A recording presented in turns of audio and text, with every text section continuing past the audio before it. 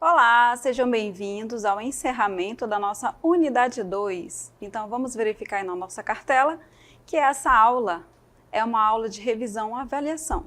E eu estarei aqui com vocês, professora Valcineide Malta.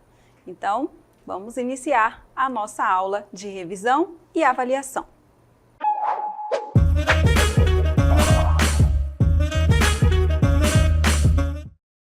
Olá, então nessa unidade 2, nós começamos um novo conjunto numérico que a gente já utiliza ele no nosso dia a dia, que é o chamado conjunto dos números inteiros. E o que é esse conjunto? Vamos relembrar na nossa cartela? Observem aí que ele é o conjunto formado pelos inteiros positivos, pelos inteiros negativos e pelo zero. E nós vamos representar esse conjunto na reta numérica. Então, observem aí que nós temos o zero aí no centro. À direita, nós temos os positivos. Lembrando que a reta é em ordem crescente. Então, nós temos à direita positivos e à esquerda os negativos. Então, quanto maior o número positivo, mais distante ele vai estar do zero. Já os números negativos é o contrário. Quanto mais próximo do zero, maiores eles serão, tá ok? Então, sempre seguindo essa ordem, começando do zero. Então, à direita 1, 2 e 3 e assim por diante. Negativos, menos 1, menos 2, menos 3. Esse conjunto, ele é um conjunto infinito, tá certo? Então, vamos às nossas observações. Aqui nos nossos pontos, diz assim, números à direita são maiores, números à esquerda são menores. Números negativos, quanto mais próximo do zero, maior é.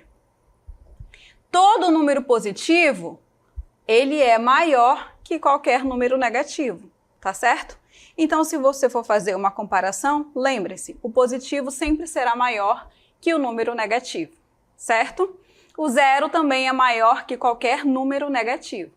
E essas são as nossas primeiras características aí dos conjuntos dos números inteiros. Esse conjunto ele é representado pela letra Z, tá certo? Então, quando você verificar essa letra Z, lembre-se que é o conjunto dos números inteiros. Então, ele engloba os números naturais que conhecíamos até aqui, que são os números positivos, né? E agora, com os negativos, formamos então o conjunto dos números inteiros. Então, como operar com esses conjuntos? Então, nós vamos relembrar aqui as operações com números inteiros. E nós trouxemos aqui para iniciar a regrinha da adição e subtração de números inteiros, tá certo? Vamos verificar então? Observem aí que quando nós tratamos de adição e subtração, vale essa regra, tá? Então, muita atenção nesse momento. Quando você está falando de números positivos, a gente sempre compara com saldo, né? Com o crédito que você tem. Então, se você tem dinheiro com dinheiro, por isso que eu digo mais com mais, na soma e subtração vai ser mais, tá certo? Então, você soma e conserva o sinal.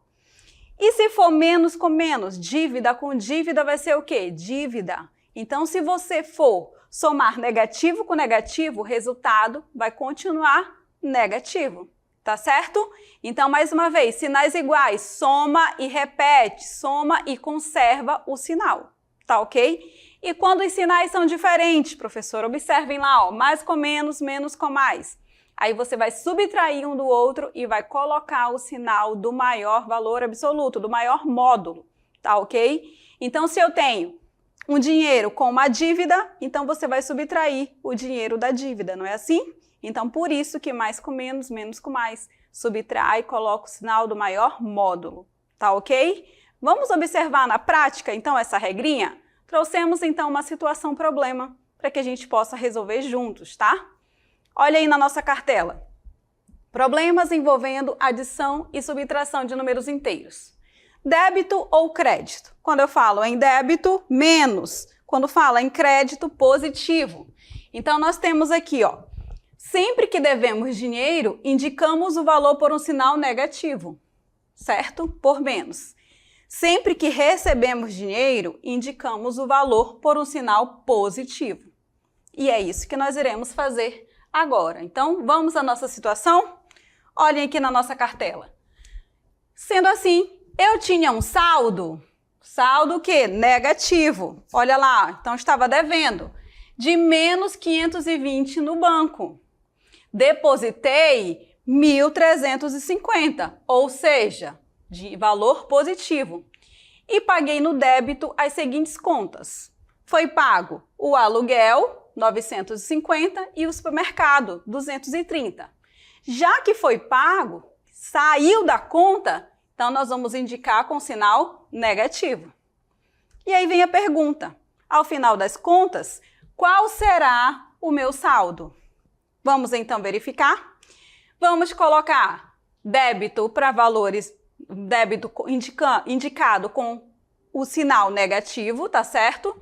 E crédito, tá? Valor que você deposita, saldo com valor positivo, ok? Quase que a professora faz um trava-línguas aqui, né? Vamos então à nossa solução. O saldo era de menos 520, então estava devendo 520. Se ele fez um depósito de 1.350, a pessoa, no caso, significa que quando foi depositado, automaticamente foi descontado aqui o que estava devendo, certo? Foi descontado 520, ok? Depois que a gente descontar o que estava devendo, nós vamos retirar o que foi feito ali, certo? Então, primeiro, o que a gente faz? Vamos fazer esse desconto de menos 520 com mais 1.350 que foi depositado. Segundo a nossa regrinha, sinais diferentes, subtrai e coloca o sinal do maior valor absoluto, ok? Ou seja, você vai subtrair um do outro. O dinheiro menos 520. Então, 1.350 menos 520, o saldo nessa conta será de 830. Esse saldo vai ser o quê? Positivo, mas lembrando que valores positivos, o mais não precisa aparecer no início. Por que é positivo? Porque o valor que foi depositado a gente indica com sinal de mais, ok? Então ficou 830, mas não parou por aí. Por que não parou? Porque ele fez o pagamento, certo?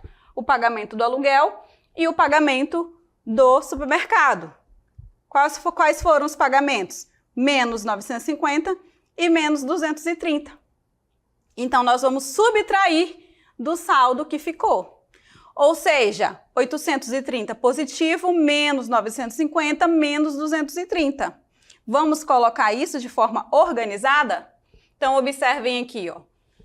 830 menos 950 menos 230. E a dica é, você vai somar os valores de mesmo sinal, tá? Sinais iguais soma e repete, não é? Então, nós vamos somar aqui os negativos logo. Porque 950 de um e 230 do outro, então ficou menos 1.180. 830 menos 1.180, ó, sinais diferentes, subtrai e coloca o sinal do maior. Então, eu vou subtrair um do outro e colocar o sinal do maior módulo. Quem é o maior módulo? Aqui, ó, 1.180, certo? Então, 830 menos 1.180, o saldo final será de menos 350. Ou seja, a pessoa vai ficar devendo para o banco, né, R$350. Saldo será o quê? Negativo. Tá ok? Então, aplicamos aí a regrinha de sinais da soma e subtração com números inteiros, tá? Então, não esqueçam, toda vez que você tiver soma e subtração, sinais iguais, soma e repete o sinal, sinais diferentes, subtrai e coloca o sinal do maior módulo, ok? Um outro assunto muito importante também que a gente viu na nossa unidade foi a potenciação. Vamos relembrar o conceito na nossa cartela? Observem que nós temos um exemplo. A potenciação, o que é a potenciação? É um produto de fatores iguais. Então, nós temos aqui, ó, 3 vezes 3 vezes 3. Quantas vezes? Ele está sendo multiplicado por ele mesmo 5 vezes. Então, eu indico isso da seguinte forma. A potência, então, vai ficar 3, o número que está sendo multiplicado será a base. Quantas vezes ele está se multiplicando? Será o expoente. Tá ok? Então, aí estão os termos. E o resultado de 3 à quinta, 3 vezes 3 vezes 3 vezes 3 vezes 3, é o resultado, então, é a potência. Tá ok? Então, o que é a potência, mais uma vez, é um produto de fatores iguais. E essa base, ela pode ser positiva ou ela pode ser negativa, tá certo? Vai ser da seguinte forma, do mesmo jeito. Então, o número vai se multiplicar por ele mesmo. Pode ser positivo ou pode ser negativo, tá? E nós temos aqui algumas características da potenciação. Quais são elas? Vamos relembrar aqui, ó. Nós temos, então, a potência com expoente 1. Todo número elevado a 1 será igual a ele mesmo. Por isso que está aqui, ó, A elevado a 1 vai ser igual a A. Esse A pode ser qualquer número, tá ok? Pode ser 1.355. Elevado a 1 será 1.355, ok? Então, só para lembrar, esse número, professora, ele pode ser um número negativo? Pode. Todo número elevado a 1 será igual a ele mesmo. Tá ok? Próxima característica aí da nossa potência é quando o expoente for igual a zero. Todo número elevado a zero resulta em 1, tá ok? Então, pode ser uma fração, pode ser um número decimal, sempre o resultado vai ser igual a 1. Então, se eu tenho menos 30 elevado a zero, a gente já sabe qual é o resultado. Qual é o resultado? 1, tá certo? Ok? Todo número inteiro com expoente zero, o resultado será igual a 1. Mais uma característica, a potência, só que agora com a base 1. 1 elevado a qualquer expoente, não importa qual seja ele, qual seja esse n aqui, ó, o resultado vai ser sempre 1. Por quê, professora? Porque 1 vezes 1 sempre será 1. Pode ser 1 vezes 1, 5 vezes, 10.000 vezes, 50.000 vezes, o resultado sempre vai ser igual a 1, tá certo? Então, nós temos aí essas características e eu quero deixar bem claro aqui uma observação. Olha lá, nós temos aí as seguintes bases, as duas ao quadrado. Uma base é negativa entre parênteses e a outra negativa sem o parênteses. Então, se eu tenho menos 1 ao quadrado, o resultado vai ser igual a 1. Positivo. Por quê, professora? Porque menos 1 vezes menos 1, menos com menos é mais. E 1 vezes 1 é 1. No caso de baixo, não está entre parênteses. Então, o que a gente faz? Repete o sinal e faz 1 vezes 1 normal. Então, o resultado será menos 1 vezes 1 é 1. Então, está aí a nossa observação, tá certo? Então, nós temos também uma regrinha bem prática para que a gente possa lembrar também isso, tá? Que todo número elevado a um expoente par, quando estiver entre parênteses, o resultado será o quê? Positivo, tá certo? Se não estiver entre parênteses, professora, repete o sinal e resolve a potência, tá certo? E é isso que nós iremos fazer agora. Mas antes, vamos colocar também aqui a outra característica. Se eu tenho um número inteiro elevado a um expoente ímpar, o resultado continuará com o mesmo sinal da base. Se aqui for negativo, vai continuar negativo. Se for positivo, vai continuar positivo. Tá certo? Onde é que muda? Quando o expoente for par. Tá certo? Não esqueçam isso. Por quê? Porque agora nós iremos resolver algumas potências. Observem aqui na tela comigo. Nós temos aqui da letra A até a letra G para nós resolvermos juntos. Então, vamos lá? Nós temos aqui na letra A 5 ao cubo. 5 ao cubo será igual a quanto? 5 ao cubo será igual a 5 vezes 5 vezes 5. Ou seja, 5 vezes 5, 25, e 25 vezes 5, 125. Não vai fazer 5 vezes 3, tá? É 5 vezes ele mesmo 3 vezes, tá certo? E assim nós vamos continuar. Letra B, menos 3 ao quadrado. Menos, base negativa, o expoente é 2, ou seja, é par. O resultado será o quê? Positivo. 3 ao quadrado, 3 vezes 3, é igual a 9. Na letra C, a base também é negativa, só que o expoente é ímpar. O expoente é 3. Isso significa que vai continuar negativo. 4 ao cubo, 4 vezes 4, 16, e 16 vezes 4, 64. Letra D, base negativa. De novo 4, professora, só que agora o expoente é par. Está entre parênteses, então, resultado positivo. 4 vezes 4, 16. E a letra E, a letra F e a letra G, os resultados serão imediatos. Por quê, professora? Porque na letra E o expoente é 1. Todo número elevado a 1 é ele mesmo, então só repete o menos 21. Na letra F o expoente é 0. Todo número elevado a 0 é igual a 1. E na letra G é o número 1, que é a base. Ou seja, 1 vezes 1 é sempre 1. Então, não importa quem seja o expoente, é 4, tá? Mas 1 vezes 1 sempre será 1. O expoente é par. O resultado, então, será positivo. Então, menos 1 à quarta é igual a 1 positivo, tá certo? Então, muito bem, exercitamos aí o conceito de potência de números inteiros. E agora, nós iremos revisar as propriedades dos números inteiros, tá? Vamos lembrar, então, aí a nossa propriedade, que é o produto de potências de mesma base. Se eu tenho um produto, que é uma multiplicação de potências que têm a mesma base, o que a gente faz? A gente vai repetir a base, 3, e vamos somar os expoentes. 3 mais 2, mais quem é que está aqui? O 1. Deixa eu fazer esse número 1 mais bonito. O 1. Então, vai ficar 3 mais 2, 5, e 5 mais 1, 6. Em uma potência só, o resultado será 3 à sexta, ok? 3 elevado à sexta potência. Isso quando eu tenho um produto, ou seja, a multiplicação de bases iguais, certo? Da mesma forma, eu também posso utilizar a divisão de potência de mesma base. O que é a divisão? Eu posso também chamar de quociente. Quando eu tenho uma divisão em que as bases são iguais, eu vou repetir a base, 5, e o que eu irei fazer com os expoentes? Não irei somar. Na divisão, a gente vai subtrair os expoentes. Então, vai ficar 3 menos, quem é o expoente aqui do 5? O 1.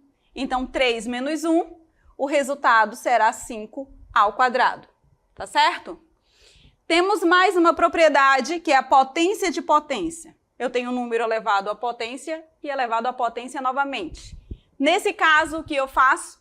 Vou repetir a base, menos 10, e vou multiplicar os expoentes. Vai ficar 2 vezes 5. E 2 vezes 5 é igual a 10. Então, vai ficar menos 10 elevado a 10, tá certo?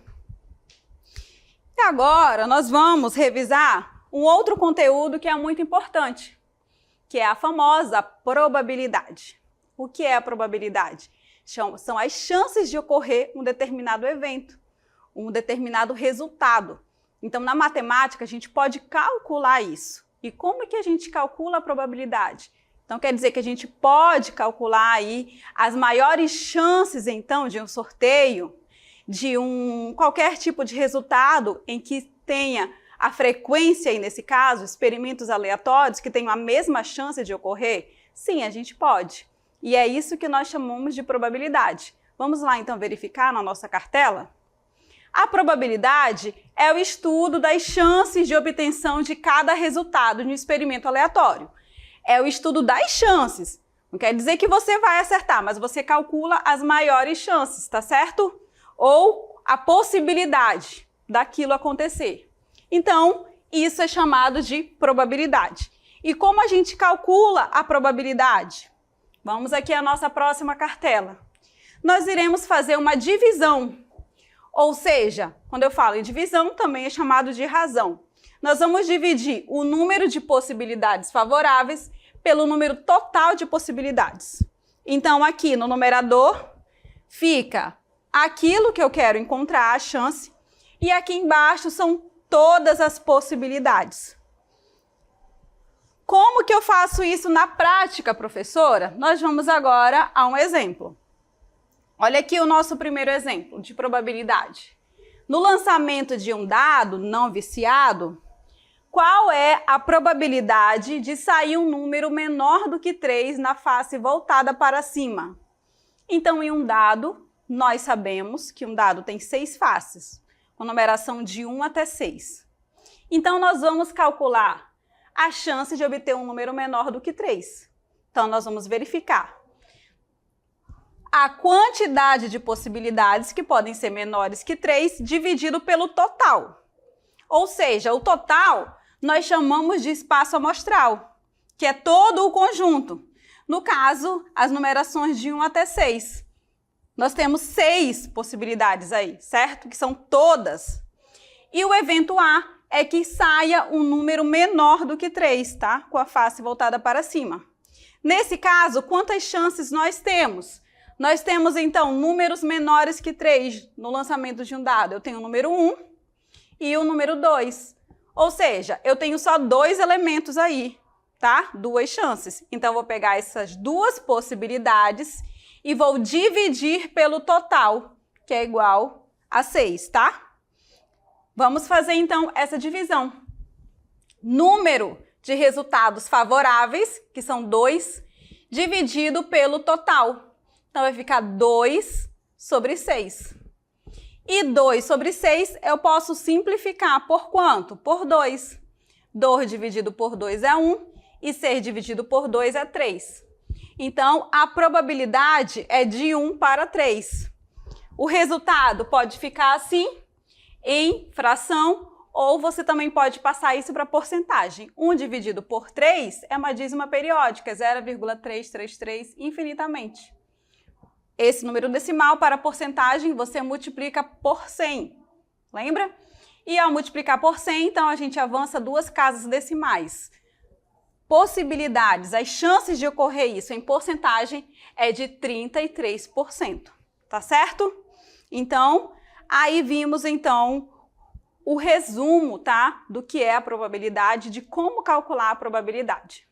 Na nossa unidade também, nós finalizamos aí com o estudo da circunferência. E o que é a circunferência? Nós estudamos a circunferência para que a gente possa calcular o comprimento dela, ou seja, a sua medida, tá? Vamos então à nossa cartela para essa definição e para o cálculo. A circunferência, ela é uma linha curva fechada, cujos pontos são todos equidistantes de um mesmo ponto fixo, que é o centro. Então, todo esse contorno aqui, ó, é chamado de circunferência. Na circunferência, nós podemos calcular o seu comprimento. Como que eu calculo o comprimento de uma circunferência? Pela expressão 2 vezes o π vezes o raio. E o que é esse raio, professora? Vamos lembrar, o raio é um segmento de reta que sai do centro até a extremidade da circunferência. E o diâmetro é uma corda que passa no centro, ou seja, ele é 2 vezes o raio. Então, para calcular o comprimento, eu uso essa expressão. Vamos, então, resolver esse exemplo para que fique na prática aí. Olha só.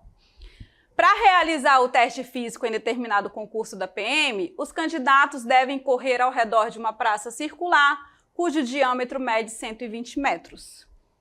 Uma pessoa que dá 9 voltas ao redor dessa praça percorre. Então, nós vamos verificar quanto que ela percorre. Ora, se ela é circular, nós vamos calcular o comprimento dessa circunferência e depois nós vamos multiplicar por 9. E ele deu um dado aqui muito importante, que o π é igual a 3. E o diâmetro é 120. Professora, a gente vai precisar do raio, mas não tem problema. Se ele deu o diâmetro, então a gente apenas divide por 2, que o resultado vai ser quem? Será o raio. Se o raio é 60, eu venho então aqui na expressão do comprimento e substituo. Π ele pediu para considerar igual a 3 e o raio igual a 60. Então agora vamos só multiplicar. 2 vezes 3 são 6 e 6 vezes 60, 360. E a unidade que estava ali no diâmetro era metros. Não esqueça de colocar a unidade. Como serão 9 voltas, então nós ainda não chegamos no resultado. Nós temos que multiplicar o comprimento da circunferência por 9, porque ele deu 9 voltas. Então, quantos metros ele percorreu nessa praça? Ele percorreu 3.240 metros, tá certo? Então, está aí a nossa resolução sobre circunferência. Resumimos, então, aí a nossa unidade 2. Então, muito obrigada pela sua atenção e nós vamos finalizar por aqui.